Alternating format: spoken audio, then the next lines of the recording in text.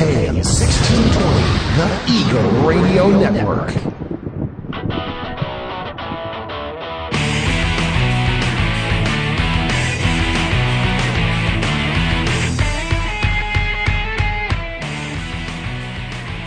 We welcome you to the Saturday Morning CEO and Economan radio show. I'm Dewey, the Economan. And I'm Dennis, the Saturday Morning CEO. Good morning.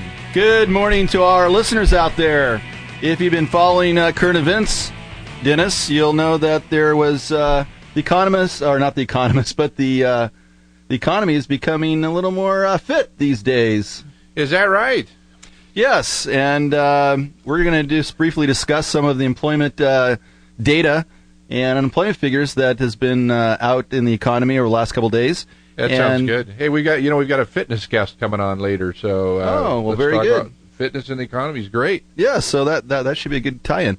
But before we get started, just want to make a plug for our economic forum that will be held on Tuesday, October 9th at 1 o'clock at the Menifee Valley campus, room 927 in the 900 building. And I think it's yours truly. Are you speaking? As far as I know, no. Oh, that's right. I'm speaking there. That's right. The 5 secrets you need to know to start your own business. So if you're in the area in Menifee on Tuesday, that's great. Come on by and visit us. Yeah, so again, that's on October 9th at 1 o'clock, room 927 on the Menifee campus.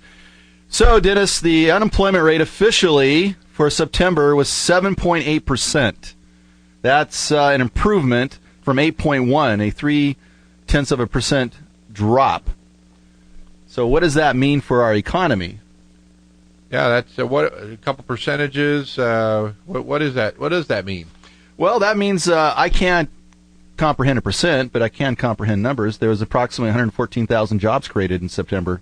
What kind of jobs? Well, according to the Bureau of Labor Statistics, the primary driver is healthcare industry.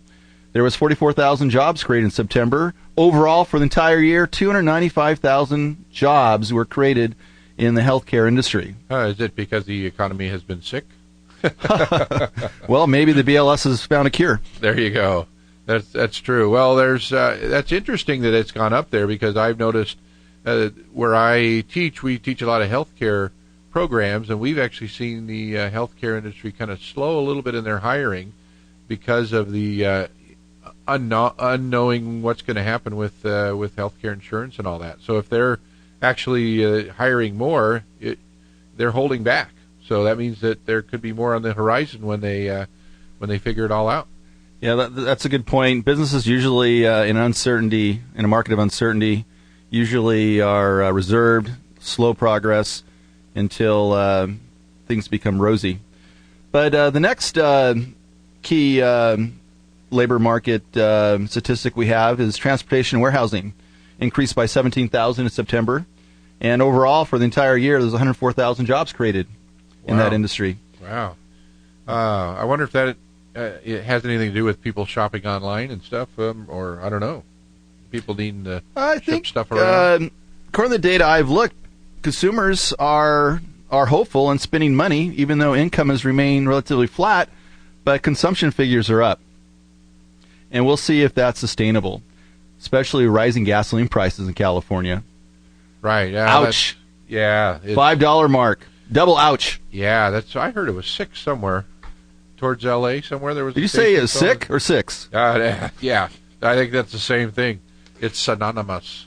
So if these gasoline prices are sustainable at the $5-6 price level, then we could see the transportation warehousing industry be adversely affected. Right. Because what they're going to do is push on their additional energy costs onto the consumers, and the consumers are going to be having to pay higher prices. So we'll see what happens down the road. But hey, what I want to talk about also is manufacturing got beaten up a little bit last month. They're down 16,000 jobs. Wow, is that overseas stuff, you think? No, that was a decline in, believe it or not, computer and electronic products. Wow. So if there's no demand, there's no supply. Everybody's keeping what they have. So just to recap here, looks like all the employment statistics are doing well. Unemployment's slowly coming down. The labor force participation rates are improving. There's more individuals that are participating. Job creation statistics, Dennis, are up. So we'll see how this plays a role in the future presidential debates, and if this is simply just a data point or if it's actually a trend. Before we started the show, you mentioned something about these numbers coming out the first Friday of every month, the timing of the debate and stuff like that. Can you explain that to those that are listening? Yes, everybody knows that the numbers are cooked. They're made up. Well, I smell something cooking. I smell some kind of... I'm just kidding. Just for all those conspiracy theorists out there, just want you to know that the Bureau of Labor Statistics prints or has published or made available its calendar of release dates. And every Friday of every month, the Bureau of Labor Statistics makes available their employment situation. And 12 hours before release, it goes to the White House for review. That's it. The White House is autonomous. They don't get involved in all that process. Also, too, for our listeners, the janitors are not even able to take out the trash that day. They have to take out the trash Saturday. So until it's published, there is a lockdown on data before it's released in the 24-hour period. That's interesting. I didn't realize that. Yes. So the Bureau of Labor Statistics, what's being questioned is the methodology and their final revisions and their preliminary revisions. They have economists working for them. They're constantly tweaking their models and the data. And some of it's seasonality. Some of it's changing market structures. So they try to do the best they can. Also, for our listeners, you should understand that this is based on a survey approach. The current population survey, every month, the Bureau of Labor Statistics surveys 60,000 households to see who's unemployed, who's employed, who's participating, and who's not. And then once they get that information, then they have probably about 20 days to massage it, to take out seasonal factors, distortions, and then get it to print. So that happens every month, Dennis. So do they use that survey? They must find out the general idea of who's working and who's not, that's not being tracked. One of the things the Facebook posts come and go, and as you said, a lot of people have different theories about how the numbers are maybe cooked. But, there are people that were on unemployment that no longer are, and, what's the way to track whether or not they're still unemployed or whether they found something or started a business or something like that? Do they try to take all that into account? Yes, they do. Through interviews, they actually have people come to your house, interview, and see what your job situation is. Also, too, they throw out anyone that's under age 16 because they're considered not to be in the labor force. So our civilian labor force, number-wise, is probably around 152 million people. Now, out of the 152, there's approximately 12 million people who are unemployed, and which obviously means the rest are employed. But here again, these new data numbers that's come out is not a signal for acceleration in job growth. It's simply a snapshot of the employment picture at one time. It's constantly changing. Well, for business or future business owners that are listening to the show too, there should be some kind of indication as to where the jobs are, like you said, in the healthcare and in what was the other, transportation and warehousing, inventories. Yeah, so it means there's some activity going on in those areas. Those might be areas they want to look towards. That could be a signal. Yes, it could definitely be a signal in terms of stronger labor markets. However, you got to remember also too, senior citizens are not included in the statistic as well. Oh, that's interesting. And people who are incarcerated are not included in the statistic as well. So after you sift out certain populations, then about half of our population doesn't work. Let's just put it that way. And the other half are considered our potential labor pool. But out of that, only about 12 million are considered to be unemployed, and the rest, about 142 million or so, are considered to be employed. So when you start looking at who works and pays taxes, you can pretty much think about 50% of our total population are simply not in the labor force.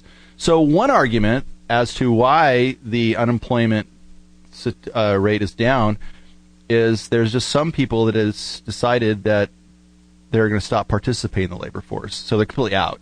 Those people won't be tracked. I see. Another huge change here was that there was age groups of 20 to 24 years of age, Dennis. Right. In that age group, 206,000 are no longer considered unemployed. Why is that? Well, my theory is that those are college students. So during the summertime, they can be in the labor market and then go back to school. They're out. So they're considered no longer unemployed.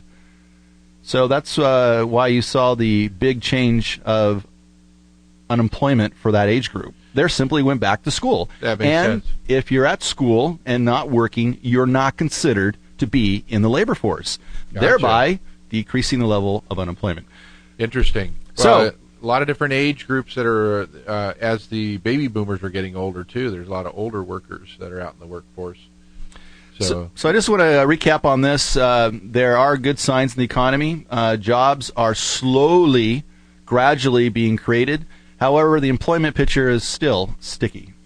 Well, that's something. Well, we're in about 30 seconds here. We're going to go to a little break, and we're going to come back with our guest, Paul David, who is a fitness guru, and he's going to tell us about how his business is doing in the economy, and talk to you about how to get fit physically too. Well, good. Let's get physical. Let's get physical. Or is it let's get physical? Or is it fitness? Let's get fit. Let's get fit. Girls just want to have fun or something. I don't know. What music do you listen to? I don't know. Here we go.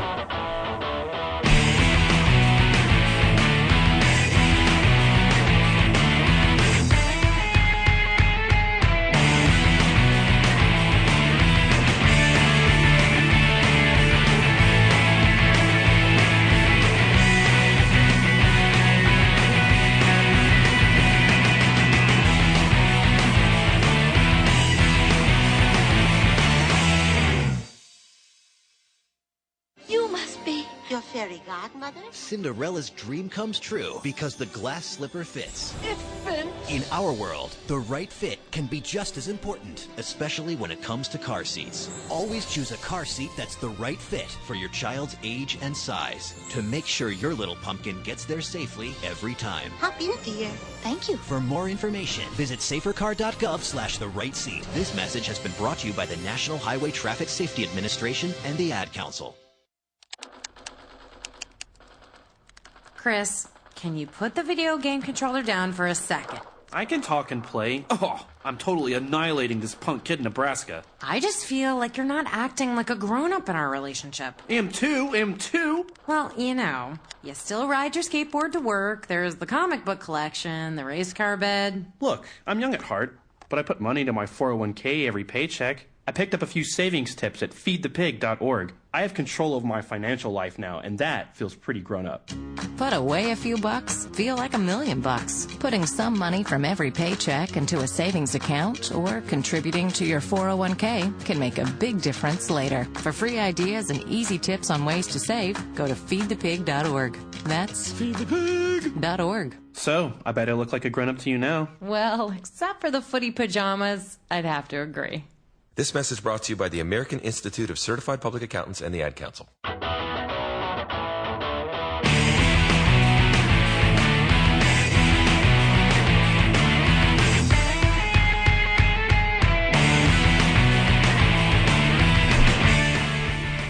Welcome back to the Saturday Morning CEO and Economan Show. We know that you're waiting with bated breath for our guest today. So we're going to get to our guest right now. Let's get him fired up here. Paul, can you hear us? I can. Can you hear me okay? Great, we sure can. Yeah, we're looking at a nice picture of you and your wife here on Skype, so I think we're all connected. Very good. Hey, welcome, Paul. Good to be with you. Hey, we're glad to have you here. We're talking about the economy. We just got done talking about the fitness of the economy to try to get the theme ready to discuss fitness with you.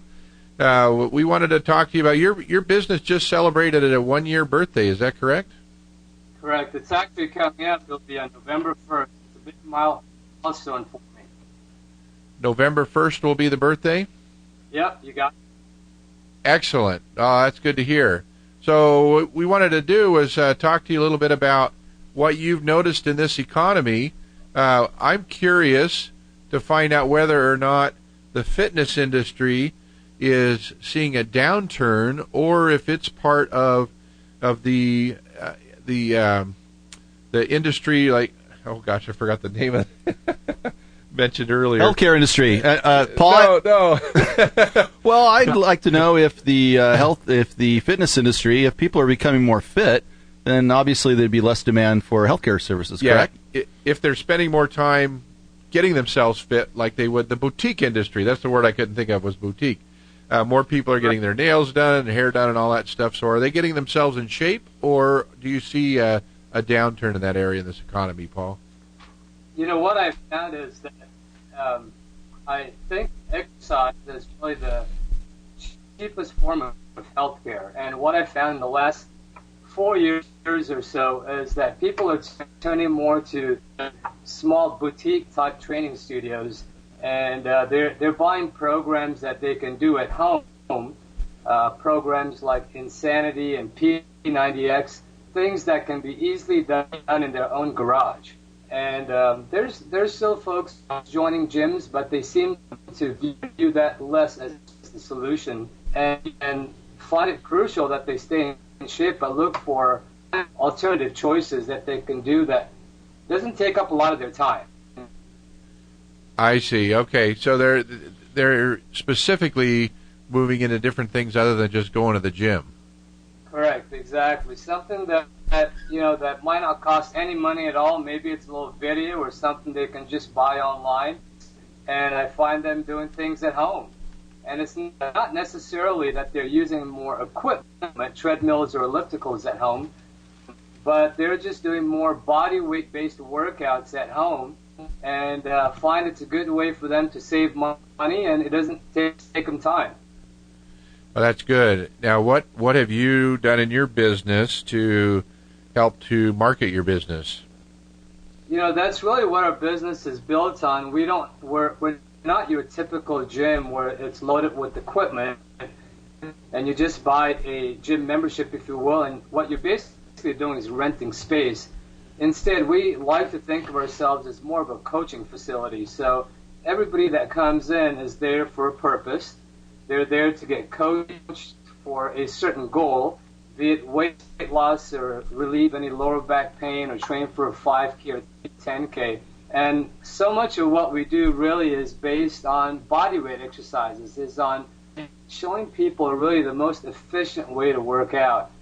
Our goal really is to show people, or to get people to ask themselves, what's the best use of my time? And like you mentioned, especially in this economy, people are stressed beyond belief, and they are trying to do as much as they can to go out there, find work, and time is crucial. So that's really something that I would like to stress as we see folks that, look, don't get confused by all the different options out in the marketplace. In fact, really try and boil down to what is the best use of your time. That's good. And you've identified that stress is something that they are experiencing. Are you using any of that in your marketing, or when you talk to new clients about how exercise will help reduce their stress? You know, I don't use a lot of it in our marketing because I think people are aware that exercise does help reduce stress, and I don't know if it's education that people need as much as they need some form of accountability. Right. So what we try and promote is getting folks to come in and get them on a plan that will help to keep them accountable.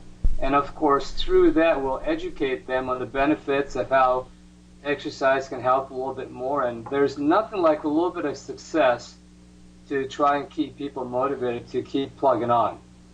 That's good. We should bring up to our listeners, too, that Paul, that you have been my personal trainer. I just ran my first 5K in over 20 years, and I actually lived through it, so that was a pretty good deal. And absolutely. well, the crowd is cheering. So I appreciate your help with that, and I definitely think accountability has been a big part of the success there. So as a business itself, when you look at trying to bring people in and focus on the fact that they will have accountability with you where they won't with the gym, do you notice that that people are drawn towards that? Yeah, absolutely, Dennis. There's, I think it's something that people want. It's something that they're looking for. They just don't know where to find it because a lot of these big box clubs have huge marketing budgets, and obviously they get the word out about what they do. And I think the fitness industry has been associated really with more of a sales drive. They try and get big numbers in instead of really being the solution. So we've tried to get the word out, and I think that's been important, especially these last few years. It's important how I manage my time, in that I try to get out there and meet with folks face to face. I've joined a couple of networking groups and try and do some presentations to try and get out there, and I find that building that relationship does help to promote the business and drive traffic. Okay, good. And that's, I think Dewey's got something for you. Hi, Paul. It's Dewey here. Hi, Dewey. Hey, I got a question for you, and I think our listeners might benefit from an answer from you. What do you tell people? Obviously, you brought up a very good point about stress and unemployment and living from paycheck to paycheck, and finances can be very, very stressful times. But what would you tell people who are comfort food eaters that that are struggling with the emotions and the fitness?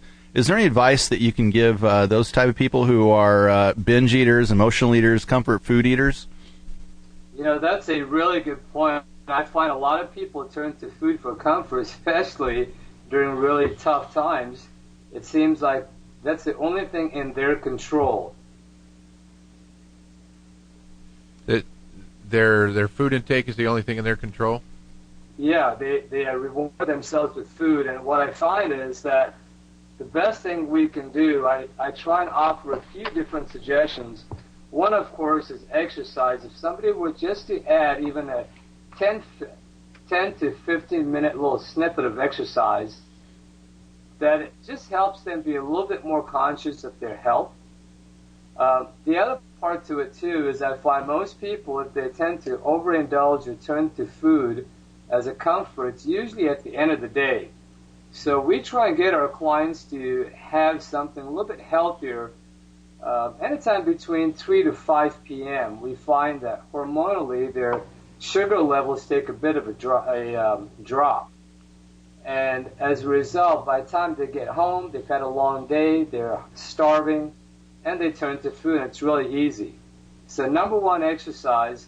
Number two, I also recommend to folks to make their homes a safe place. And what I mean by that is not to have junk food around, not to have things that you're going to turn to. If it's something that's sugar-filled, or some folks turn to more salt-type foods, chips and what have you. So not to have that kind of stuff around.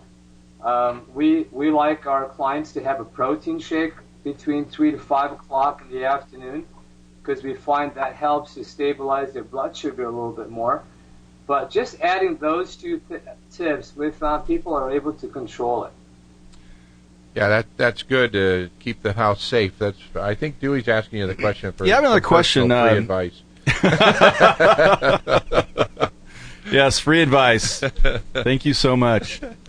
Yes, absolutely. I think one of the key things to fitness is also sleeping habits. I've read some articles about people who are sleep deprived generally have more food intake and calories than those who get a healthy amount of sleep. So that said, can you just speak a little bit about sleeping habits and how that helps people become more healthier and fit relative to those who don't get very much sleep? I'm glad that you brought that up. That's really crucial. When somebody's trying to get in shape, they primarily think of exercise, and really it's a lot more than that. it does include sleeping habits as well. And one of the things that I recommend folks do is first thing in the morning, just take your resting heart rate and start to measure that out. And you'll find that on the days that you don't get enough sleep, that right when you wake up, your resting heart rate tends to be a lot higher. And what you've just created is kind of a physiological, stressful environment for your body as you go to start your day, which basically means your body's breaking down. And sleep is crucial, really, because it's the time of the day that your body builds and repairs. So if you don't give your body that chance to build and repair, then you're constantly in a state of breakdown. And depending on the type of research we read, it's anything between 7 to 8 hours of sleep at night. And I think it's absolutely crucial. I think I often refer to sleep as the magic pill. There's quite a few things that we turn to actual pills and portions and whatnot that we think might help us and that might improve our health, but when it comes down to it, sleep is really the key ingredient, I should say the missing ingredient that people don't give enough attention to. It's the only time that you either gain weight or you lose weight. No matter how much you exercise through the day, it's when you sleep is when your body actually metabolizes, and it helps you to build muscles, drop body fat, and just get yourself in much better shape. So yes, it's a crucial step. Okay, well, thank you for that piece of advice. Dennis, wake up. Dennis, wake up! What? No, I've been following the plan. Hey, just one more question. I ran across an article a few weeks back regarding families with children and basically non-parent people. And the article, the correlation the article was making was that parents seem to be unhealthier than those of non-parents. So do you find that between mothers and dads or parents that they seem to have unhealthy habits relative to single people who have no children? Oh, that's a good question. I don't know if I've seen that trend necessarily. I found that it's harder for parents maybe to fit in the time to keep themselves in shape because of the additional responsibilities they might have with kids. And maybe one thing, as I'm talking out loud here, is I find a lot of parents, because of the way their kids eat, they might tend to graze and pick on the kids' food as well. So that certainly doesn't help. But for the most part, I've found that especially moms have probably been one of my biggest clientele, because they've found that. Come on, dads. They've found that they really need that time for themselves. Yeah, that's important. That is important. Hey, they'll come in, and sometimes it's the only time that they have for themselves. Even if if dad might work and they might be a stay-at-home mom, they're still constantly busy. And of course, if it's a working parent, even so. That's important. I want to ask you a question about folks that are starting a business or trying to grow a business right now. They have definitely a significant amount of stress, and they want to make themselves healthier and all that. I follow all the stuff that you've been giving me. I drink my protein shake in the morning to get my digestive system working early and all that good stuff.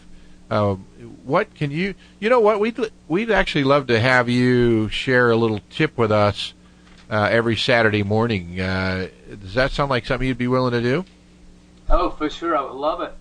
Well, maybe if we came up with a little 2-minute tip for the day. I've actually got some music picked out to intro that tip that we can use. You want to hear it? I can't wait to hear it. Let me hear it.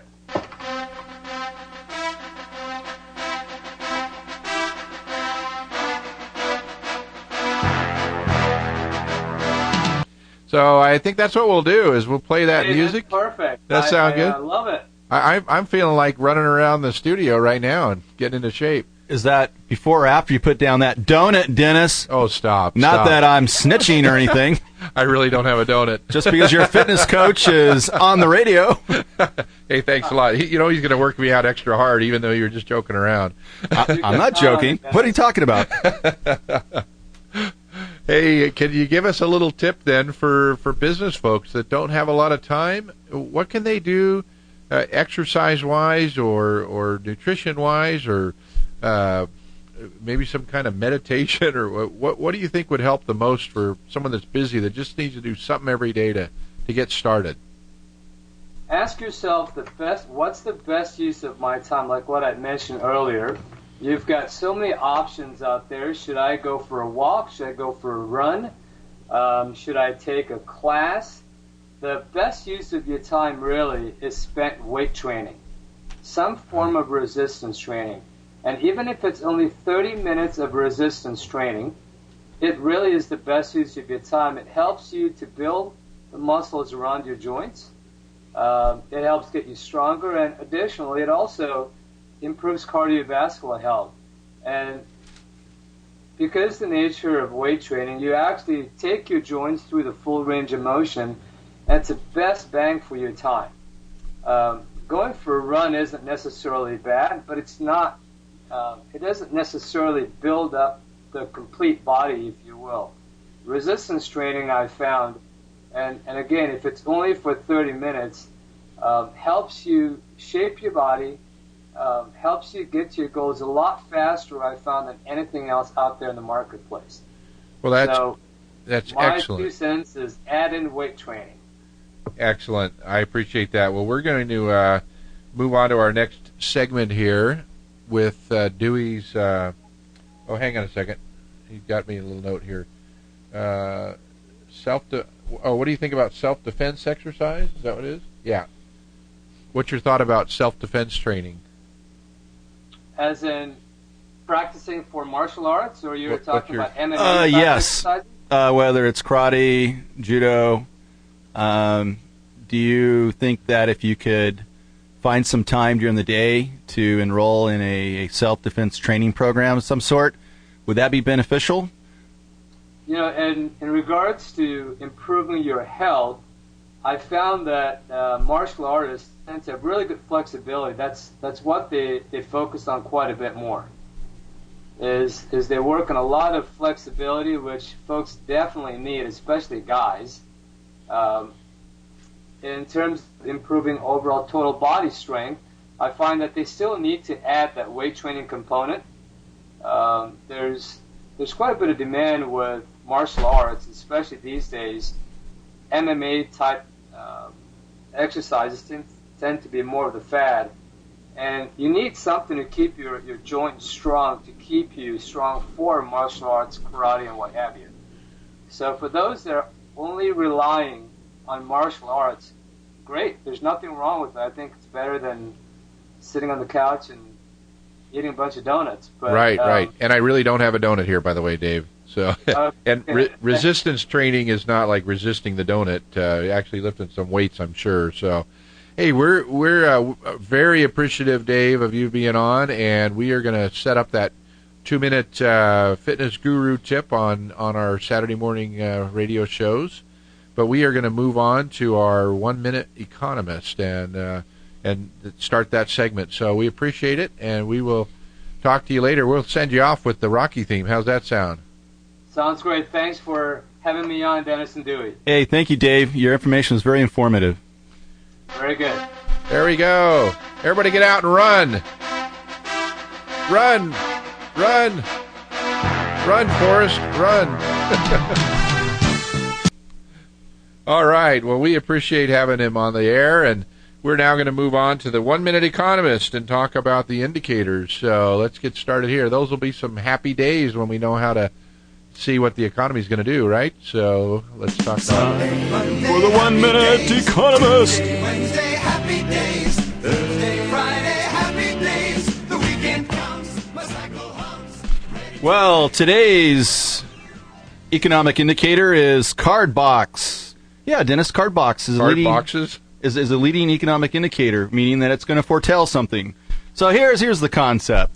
A sharp decline in the usage of cardboard means a recession is on the horizon, while increases indicate expansion. Here's the proof. Much of the world's non-durable goods are shipped in cardboard containers. Making this indicator rather straightforward. When cardboard box sales increase, it means companies are shipping a greater number of goods to sell, and therefore employing more people. So very good. So put a lid on that. Yes, we can box it in. Well said. So evidently, between the 2008-2009 recession, operating profits declined 50%, and so did cardboard boxes. Hey, that is a good indicator. Hey, last week we were talking about the hemline index. Remember that one? I do remember it. Well, this time we're going to, in all fairness to the females, we're going to discuss the men's underwear index. Yikes. Sounds good. Here's the concept. Men will forego purchasing new underwear to save money during hard times. Is that true for you? I just turn it inside out, right? Well, I don't know. I didn't know they had reversible underwear. No. Here's the proof. Research from Mintel estimated men's underwear sales fell 2.3% in 2009, the first time since 2003. Wow. So next time you're out there figuring out what underwear to buy, then if we know you're buying less men, your elasticity is somewhat recessed. Under here, under there, underwear. Let's take a break. We'll be back.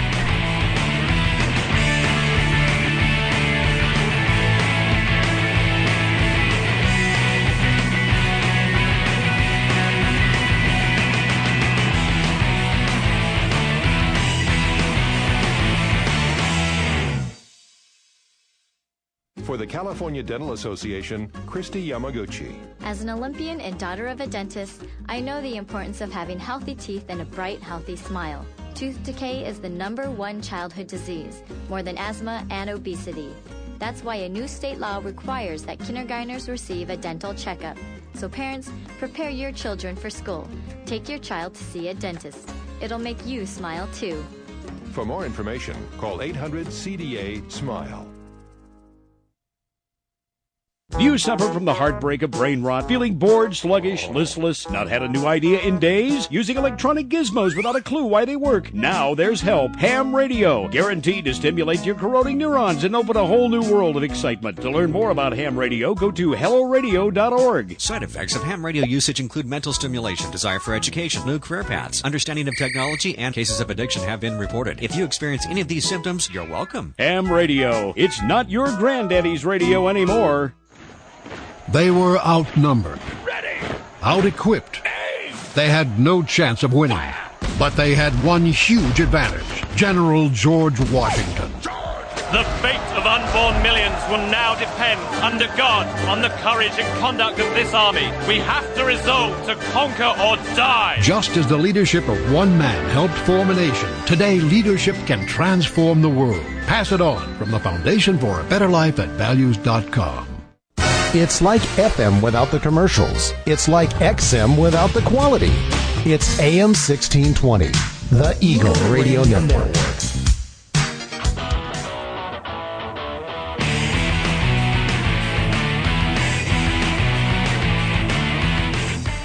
Welcome back to the Saturday Morning CEO and Economan Show. I'm Dennis. And I'm Dewey, Economan, and we have two more economic indicators to discuss, Dennis. Awesome. This one is about garbage. Oh, it's all garbage. So, garbage indicator. Here's the concept. Pretty simple. Gross domestic product, folks, what we measure our total economic activity in a given year, should be correlated to the amount of garbage produced. So, did you throw away something this morning, Dennis? Yeah, I may have. Was it that donut? I really didn't have a donut, guys. Don't worry, I'll give him a crack. The reason, if you create things, you also have to throw other goods out. That's how it works. Very true. So here's the proof. Of all categories that ship by rail, none correlate tighter to gross domestic product than waste. Huh. Yeah, I actually... Waste goes by rail somewhere? Yeah, well, in our neighborhood, it goes by truck. I have to actually pay people to take away my trash. That's terrible. That's how much demand there is. There's a real need for it. Well, there's not much scarcity in garbage, by the way, because how we define scarcity in economics, there has to be a demand for it, and you have to want it. So, Dennis. Yes. I do not want my trash. You don't want it anymore. I am willing to go to your house and dump it. That's how much demand I want for trash. That's pretty good. But anyway, here's the proof, gang. Of all categories that ship by rail, none correlate higher GDP. A 2010 Bloomberg piece by economists Michael McDowell and Carl Richtana put the correlation as high as 82%. Wow, that is huge. Now, this is just the trash by rail? It's just trash. Wow. It's just trash. So when GDP is up, garbage is up by 82%. That's good. Now our listeners can say, hey, listen in on Saturday mornings. They're always talking trash. Or garbage. Did you take the garbage out this morning? I'm going to put a lid on that. That's the second time you put the lid on it. I did. Here's another one. Usually recessions bring about headaches. Dave did a great job in explaining stress and how to alleviate some stress due to downturns in the economy. Yep. But when we have stress, what do you turn to, Dennis? I turn to music. Oh, well, that explains. Yeah, I used to turn to donuts. I completely finished with the donuts until you brought it up again. I was just sitting here dozing. You were dozing on your donut. So another interesting indicator that we normally don't think about that's quite quirky is aspirin and Tylenol usage. Oh, does that go up? Well, here's the concept. Sales of aspirin and other headache medications are expected to increase as the economy heads toward rough times, as people feel the stress. That is an interesting indicator. Pain management. Yeah, very well said. Keep it bottled up inside. So as the economy becomes more and more severe, people turn to more and more Tylenol and aspirin, evidently. Yeah. Here's the proof. There's no historical data. Okay. But in 2008, Advil sales perked up 2% on an 8% surge during the fourth quarter at the height of economic uncertainty. Interesting. So would it be a good time to invest in some aspirin stock? I like that. No pain, no gain. Well, hey, that's it for the quickie, not normal economic indicators. Next week, I think it's time that we talk about some real economic indicators. Sounds good. Well, as we know more about the economy, it makes us happy. Sunday, Monday, happy days. Tuesday, Wednesday, happy days. Thursday, Friday, happy days. All right. Hey, let's move on. Let's give you some meat. I want to give you some real meat if you're thinking about starting a business and you're scratching your head wondering, what the heck should I start? And so I've got some ideas for you. These are some business ideas for the coming year. And this is based on need, right? We find a need, fill a need. Is that Meet the Robinsons? And that's a very true statement if you're wanting to start a business. One area that there's a study that was led by Michael Boninger of VA Pittsburgh Healthcare System. He found that about 53% of all wheelchair users reported they've had more breakdowns requiring repair through the last couple of years, and there's just not a lot of people that are out there fixing wheelchairs. So you want an idea? There's one right there, wheelchair repair. Another is the big, huge movement towards smart products and trying to develop smart products.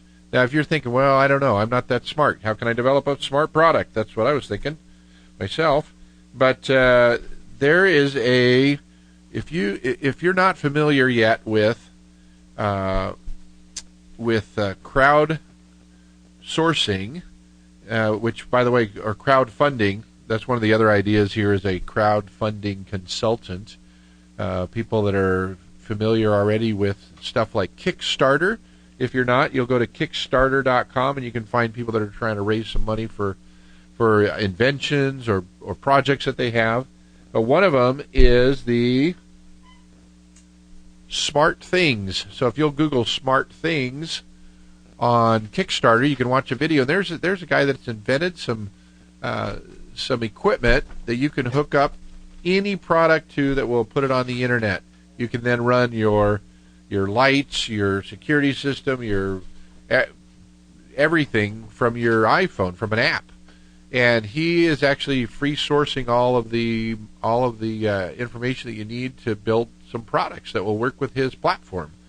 So there's a lot of things out there that are opening up for us to use smart products. If you can develop a smart product that will work with one of those platforms, that's another idea for you.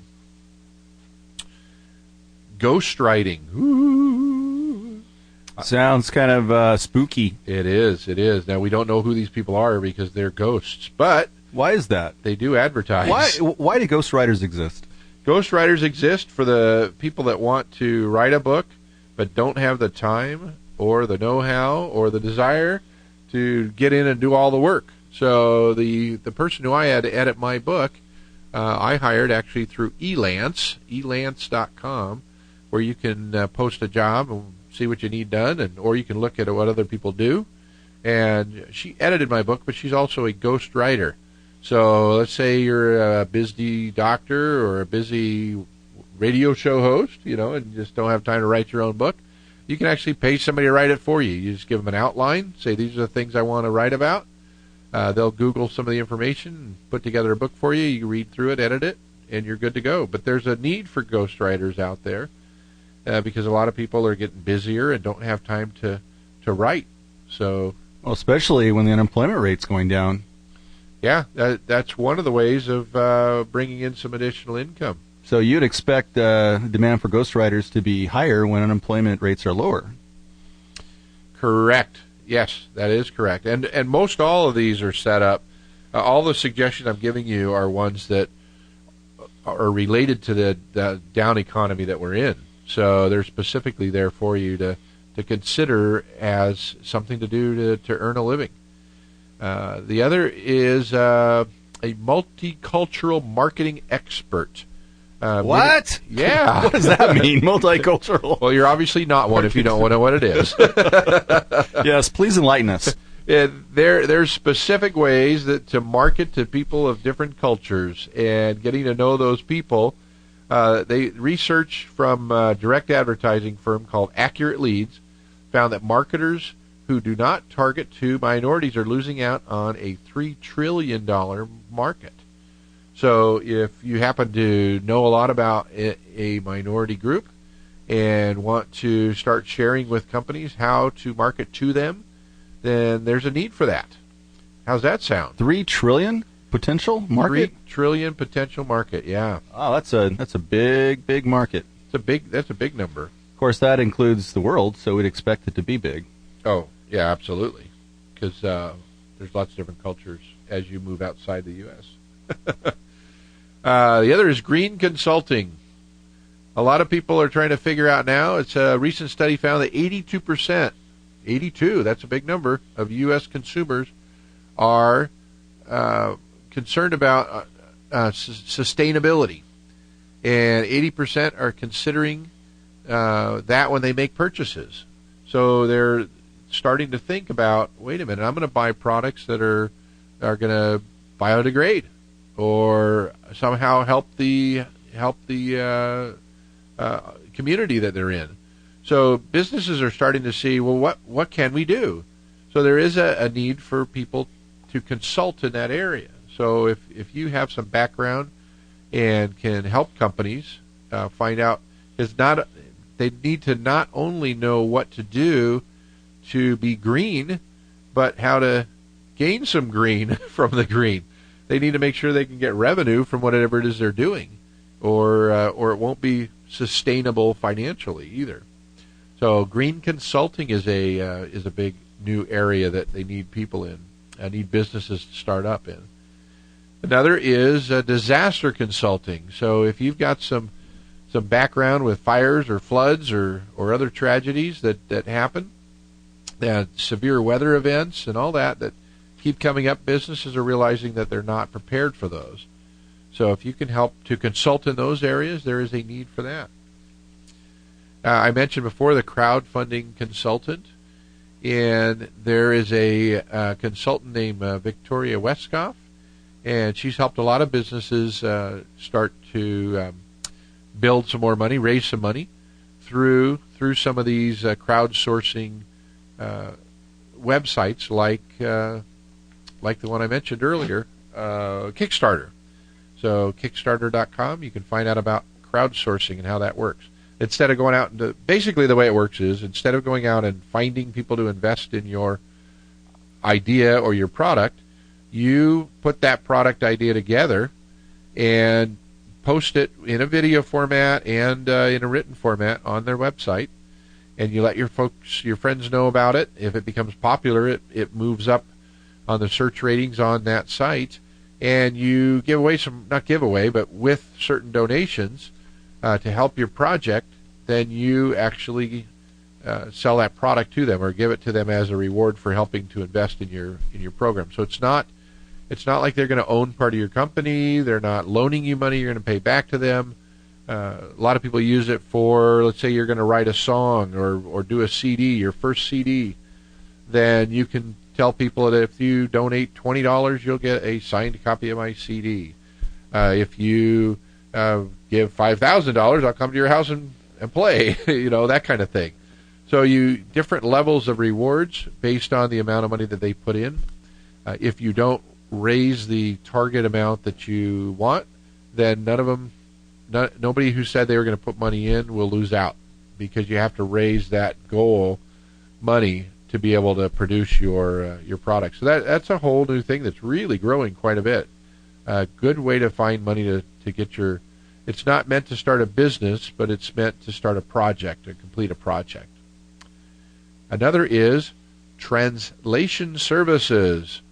Research, according to IBIS World, the Internet has been instrumental in increasing a demand for translators because businesses are now moving into new countries because their website is now available to everybody. So, tu comprende? See? No? No comprende? ¿Qué pasa?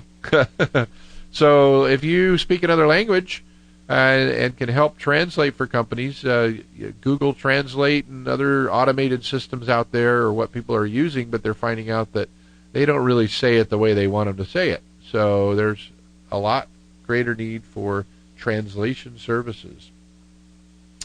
Another idea I have here is car repair concierge. And this is a service that says research shows that there are more than 115,000 auto repair and service shops nationwide, each fixing an average of 55 cars per week. So the idea for this business is to actually pick up a car for somebody and bring it to the shop for them, a little concierge service. That's a need. A lot of people are busy and they have to stay home from work to bring the car into the shop. So it's another business idea for you.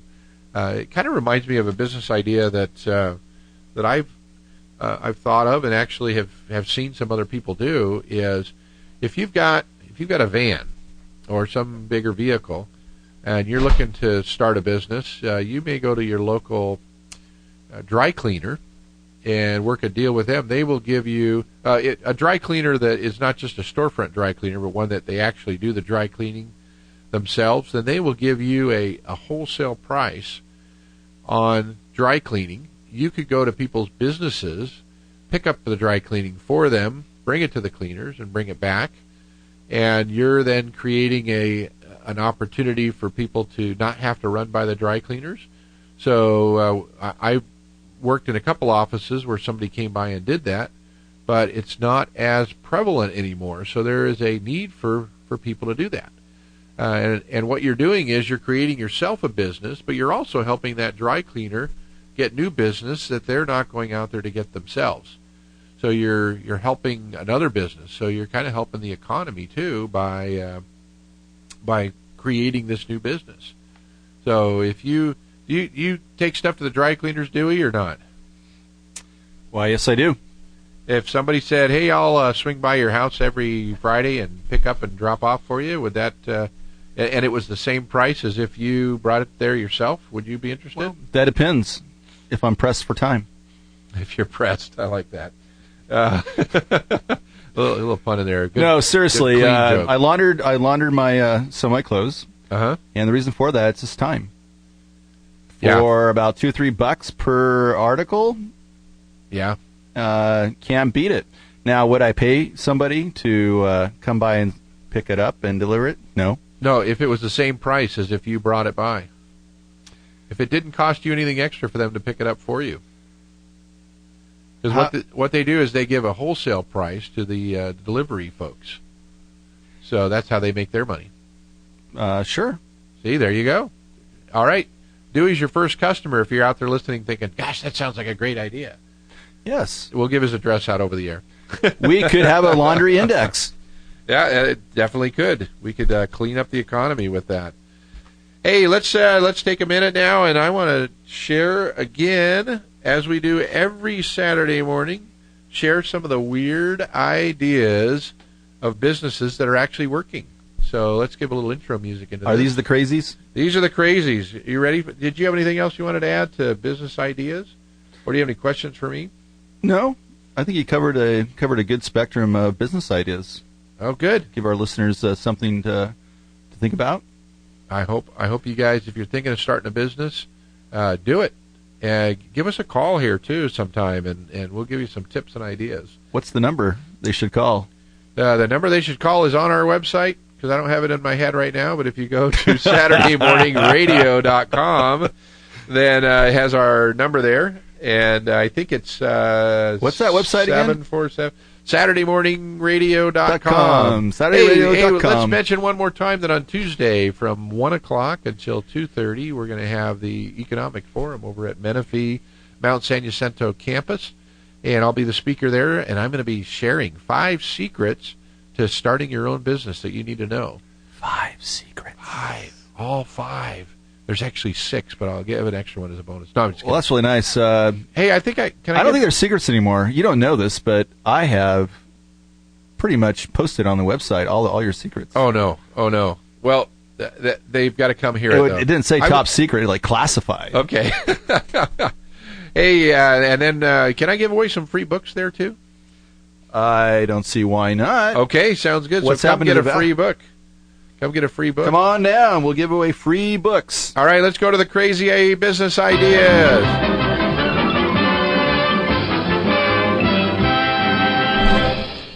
All right, have you ever stayed in a hotel and worried about the bed bugs? The bed bugs might bite. Well, at the Bed Bug Barriers, boy, say that 3 times Bear fast. Bug Barriers. Bed Bug Barriers. Bear Bug Barriers. Tony Abrams made a fortune inventing barriers to keep bed bugs from biting. Wow, this whole thing is a tongue twister here, isn't it? Sounds a lot like bees. His business, Bed Bug Barriers, creates and sells barriers that go beneath the legs of the bed.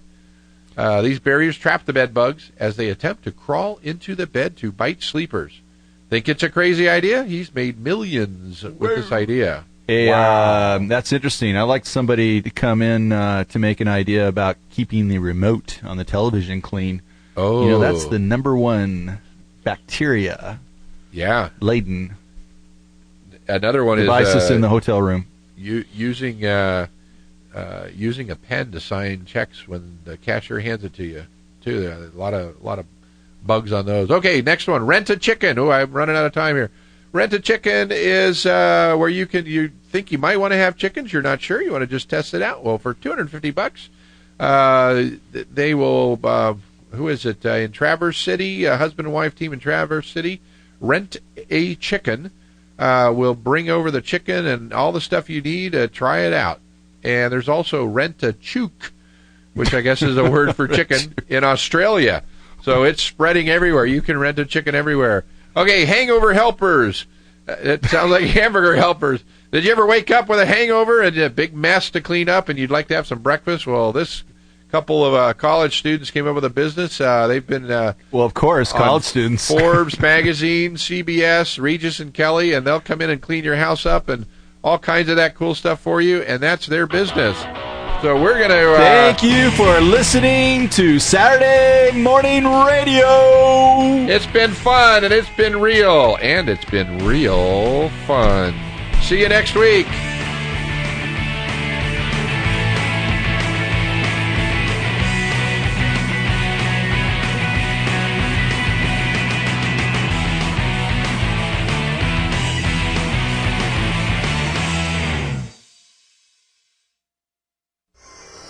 30,000 milliwatts of power.